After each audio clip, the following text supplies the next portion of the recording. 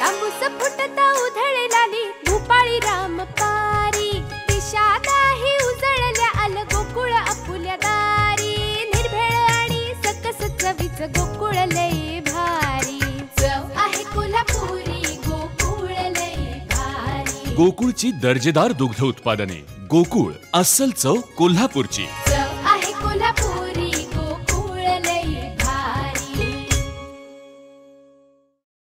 कोल्हापूर गारगोटी मार्गावर इस्पुर्ली येथे रस्त्यावरून चालत जात असलेल्या राशुडे येथील मेंढपाळाला दुचाकीची पाठीमागून जोरात धडक बसल्यामुळे त्यांचा मृत्यू झाला। याबाबत इस्पुर्ली पोलीस ठाण्यात गुन्हा नोंद झाला आहे।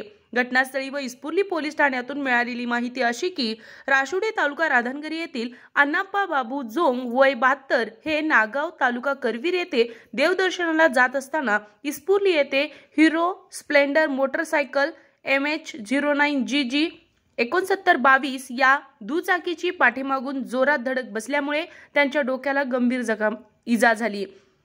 घटनास्थळी इस्पुर्ली पोलीस ठाण्याचे पोलीस उपनिरीक्षक BV पाटील यांनी भेट देऊन पंचनामा केला।